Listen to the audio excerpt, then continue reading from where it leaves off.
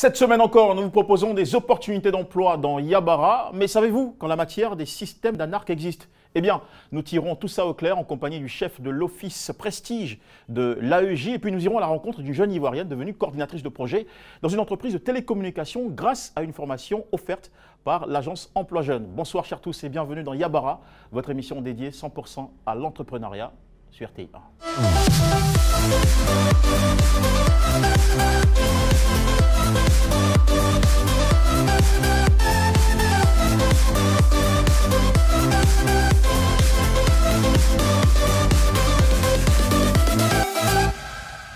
Bonsoir Annette. Bonsoir Jean-Michel. Merci de nous recevoir ici à Murberries. Je vous en prie, vous êtes les bienvenus. C'est très gentil. Quels sont les services qu'offre votre espace?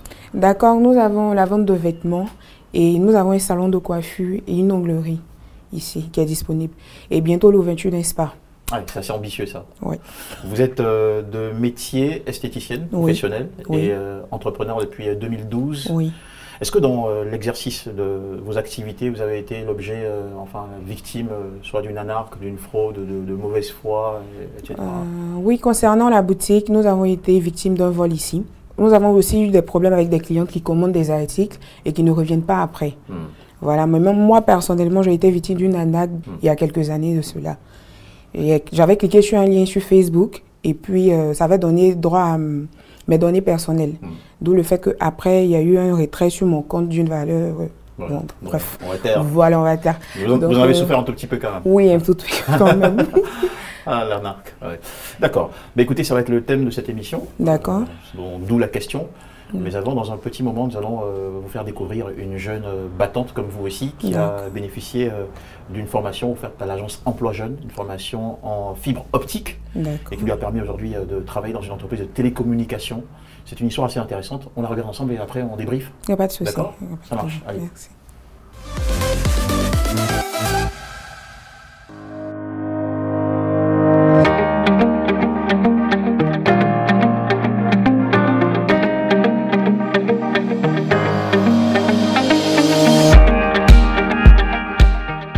Un bureau en open space, une ressource humaine relativement jeune, nul doute que nous sommes dans une entreprise axée sur les technologies récentes.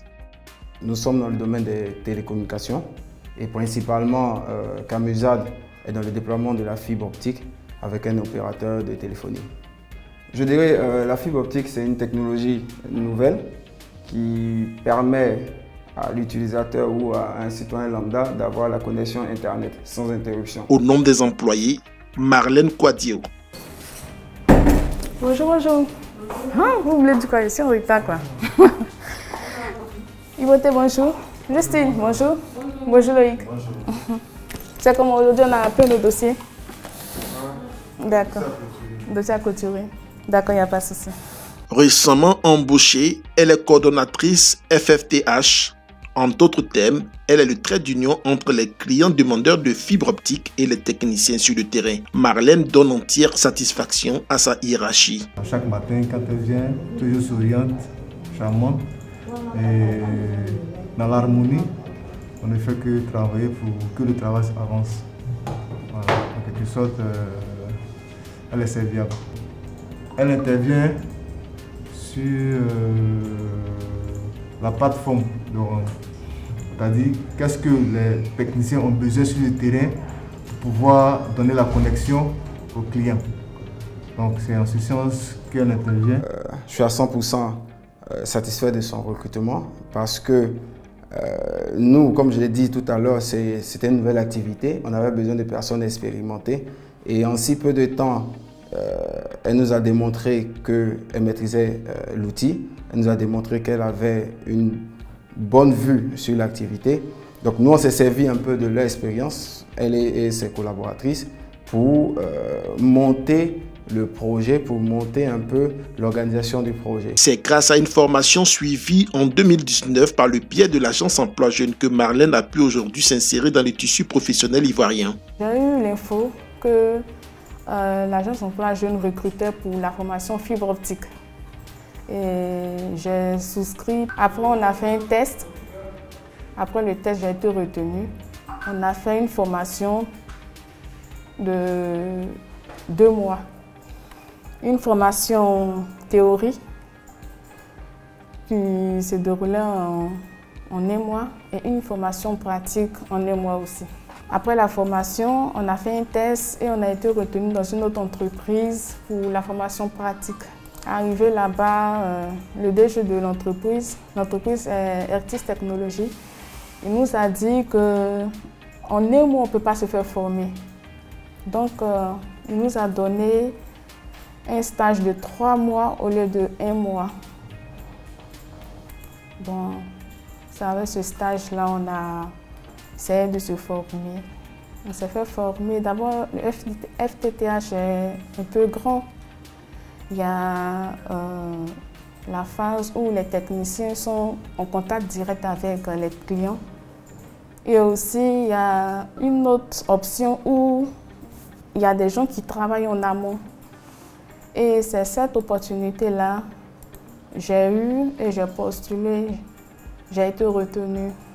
C'est pour ça que je suis venue dans cette entreprise pour pouvoir encore bénéficier des autres opportunités du FTTH. Ici, nous sommes, comme je le disais, nous sommes en contact avec les techniciens. Les techniciens nous donnent des informations rapprochées au client, c'est-à-dire il y a un boîtier sur lequel on doit raccorder le client, appelé point de branchement. Et c'est avec ces informations-là, on essaie de donner une autre information appelée ressources. C'est grâce à ces ressources-là que les techniciens donnent la connexion au client. Des formations pour tous les niveaux d'études et pour de nombreux métiers sont toujours proposées.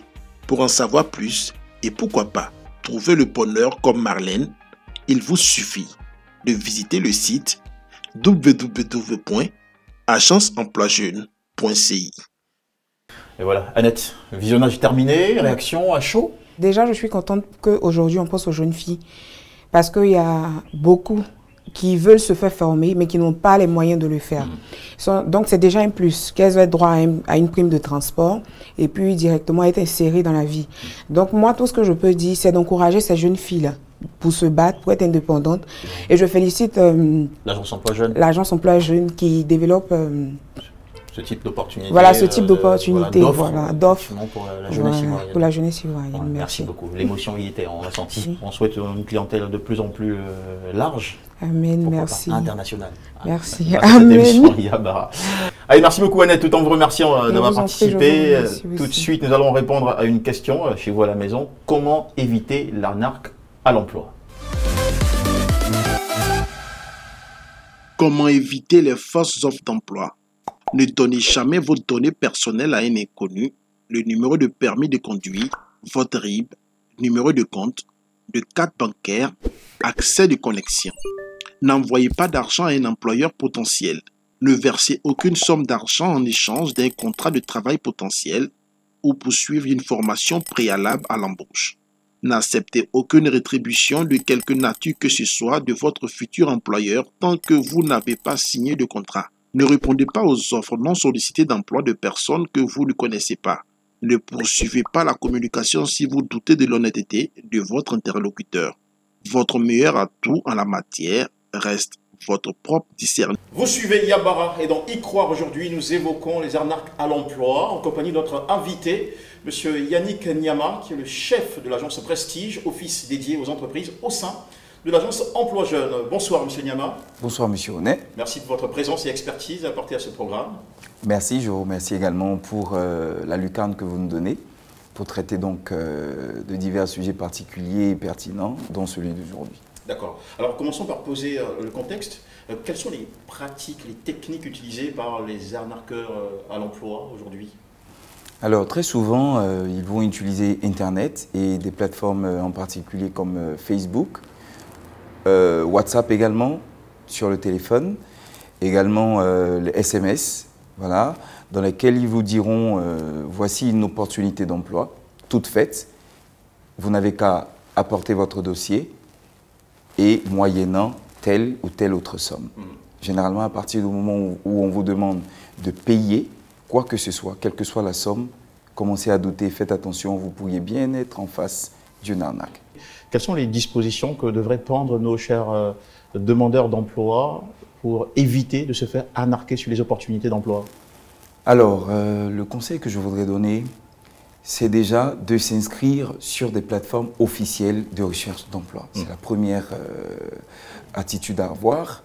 C'est d'éviter de faire confiance à toutes les offres d'emploi qui pullulent via Facebook ou via WhatsApp. Il faut faire très attention, il faut analyser l'opportunité. Et puis, il faut toujours se rebiffer tout de suite lorsqu'on vous demande de payer donc, une certaine somme ou de faire un certain apport avant d'accéder soit à l'emploi en lui-même, ou si on vous dit par exemple qu'il y a une période de formation qui va précéder l'emploi et cette période de formation est payante. Il faut tout de suite faire attention parce que bien sûr, ça pourrait être de l'arnaque. Toujours dans la dynamique du discernement face aux éventuelles arnaques. Alors, on reçoit parfois des messages du genre telle entreprise recrute, envoyez vos dossiers à X mail ou X adresse mail. Et on a des adresses mail, je dirais, un tout petit peu curieuses. Ouais. Oui, bien sûr. Bien sûr, faites très bien de le souligner parce que généralement, vous allez voir des opportunités d'emploi où on vous demande d'envoyer votre adresse mail pour une telle multinationale qui recrute, mais on vous met l'adresse mail et vous allez remarquer qu'au début du mail, vous avez donc le nom de l'entreprise, mais après le arrobase, vous allez retrouver soit avec un gmail.com, soit avec un yahoo.fr. À partir de là, il faut faire attention parce que généralement, les entreprises vont recruter à travers leur adresse mail officielle. Quels sont les profils recherchés par les entreprises justement pour leur donner plus de chance? Alors, généralement, les entreprises vont rechercher, même quand il n'a pas d'expérience, les entreprises vont rechercher un candidat qui maîtrise suffisamment ses connaissances théoriques, qui a un bon esprit de curiosité, qui veut apprendre, qui a de la bonne volonté, qui est dynamique et surtout qui a quelques connaissances comme par exemple la bonne maîtrise de l'outil informatique, des connaissances en langue étrangère pourraient également être des atouts. Vous allez, avant de terminer cette émission, donner quelques conseils de fin à tous nos demandeurs d'emploi qui suivent cette émission. Mais avant, je vais vous maintenir avec nous. Puisqu'on parle d'opportunités d'emploi, nous allons tout de suite présenter à nos chers téléspectateurs les nouvelles opportunités d'emploi de cette semaine grâce à l'agence Emploi Jeune qui nous offre Yabara. L'agence Emploi Jeune recrute pour ses entreprises partenaires les profils suivants. Mécanicien véhicule léger CDD, 1 poste. Niveau de formation 5e. Âge 25 à 45 ans, sexe indifférent. Expérience professionnelle 3 ans. Lieu de travail à Nibi-Lécro. Date limite de candidature 28 février 2021. Électricien auto-CDD, 1 poste. Niveau de formation 5e. Âge 25 à 45 ans. Sexe indifférent. Expérience professionnelle 3 ans. Lieu de travail à Nibi-Lécro. Date limite de candidature 28 février 2021. Cuisinière professionnelle CDD, 10 postes. Niveau de formation terminale. Âge 20 à 40 ans. Sexe féminin. Expérience professionnelle 3 ans. Lieu de travail à Buchan. Date limite de candidature 1er mars 2021. Et voilà, nous sommes de retour en votre compagnie, monsieur Yannick Niama. Je rappelle que vous êtes le chef de l'agence Prestige au sein de l'agence Emploi Jeune. Voilà, nous avons promis à nos téléspectateurs des conseils de fin pour avoir du boulot sans se faire avoir. Alors, en termes de conseils, le premier que je donnerai à nos téléspectateurs, à toutes les personnes qui nous suivent, ce serait de s'inscrire sur les plateformes officielles. C'est de mener des démarches officielles de recherche d'emploi, soit à travers la plateforme de l'agence Emploi Jeune, soit à travers toutes les autres plateformes de recherche d'emploi officielles, avec des sites officiels et sécurisés. De même, pour les pages ou les groupes Facebook, il faut faire attention également au choix. Se tourner donc vers des pages qui n'ont pas été déjà signalées ou sur lesquelles il n'y a pas eu de cas d'arnaque. Ça, vous pouvez le vérifier via Google ou sur Facebook et autant ensemble quelques recherches. Et puis, l'autre conseil, ce serait également d'éviter de donner de l'argent, quelle que soit la somme, à quelqu'un qui vous promet un emploi. Parce qu'aucune entreprise ne vous demandera de l'argent avant de vous embaucher. Donc c'est avec ces mots que nous allons vous remercier, monsieur Yannick Niama, chef de l'agence Prestige au sein de l'agence Emploi Jeune. Et nous vous souhaitons une excellente fin de semaine, un bon week-end. Merci. Et très bon week-end aussi à vous, mesdames et messieurs à la maison. Nous vous souhaitons de belles opportunités, satisfaction pour la suite. À la semaine prochaine, 18h05 sur RTI1 pour un nouveau numéro de Yabara.